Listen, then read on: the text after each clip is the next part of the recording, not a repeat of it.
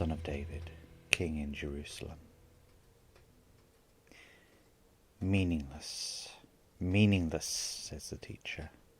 Utterly meaningless. Everything is meaningless. What do people gain from all their labours at which they toil under the sun?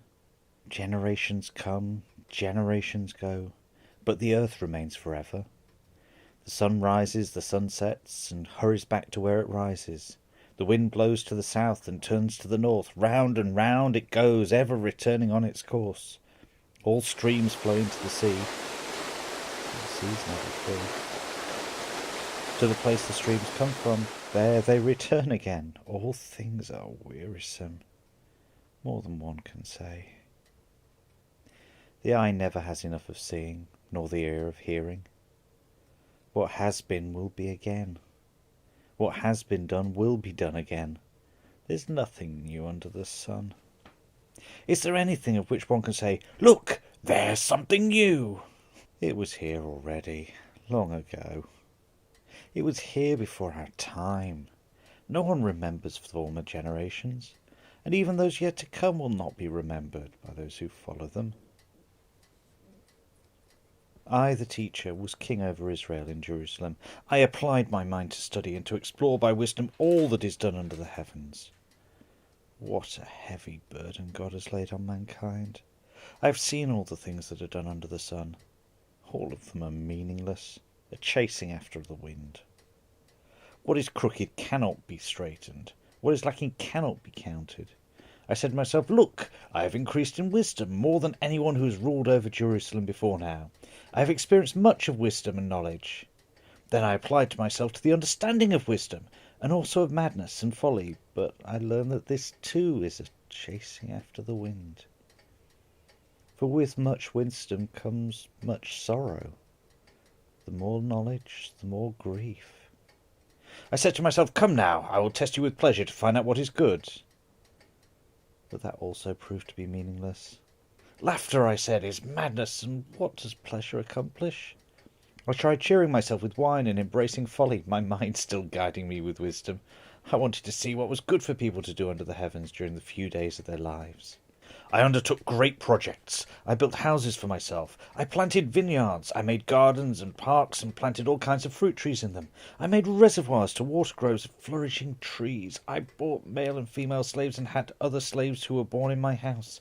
I owned more herds and flocks than anyone in Jerusalem before me. I amassed silver and gold for myself and the treasure of kings and provinces. I acquired male and female singers and a harem and the delights of a man's heart. I became greater by far than anyone in Jerusalem before me, and in all this my wisdom stayed with me. I denied myself nothing my eyes desired. I refused my heart no pleasure. My heart took delight in all my labour, and this was the reward for my toil. Yet when I surveyed all my hands had done, and what I had toiled to achieve, everything was meaningless. A chasing after the wind. Nothing was gained under the sun.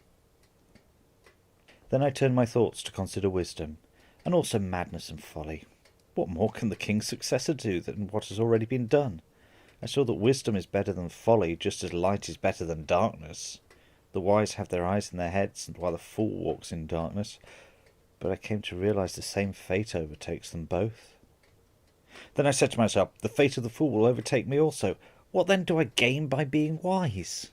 I said to myself, this too is meaningless. For the wise, like the fool, will not be long remembered. The days have already come when both have been forgotten. Like the fool, the wise too die. So I hated life, because the work that is done under the sun was grievous to me.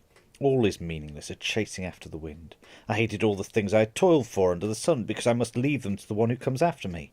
And who knows what that person will be, wise or foolish?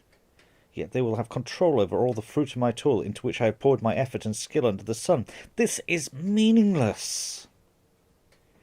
So my heart began to despair over all my toilsome labour under the sun. For a person may labour with wisdom, knowledge, and skill, and then they must leave all they own to another who has not toiled for it. This too is meaningless and a great misfortune. What do people get for all the toil and anxious striving with which they labour under the sun? All their days their work is grief and pain, and even at night their minds do not rest. This too is meaningless. A person can do nothing better than eat and drink, and find satisfaction in their own toil. This too I see is from the hand of God, for without him who can eat or find enjoyment? To the person who pleases him, God gives wisdom, knowledge, and happiness.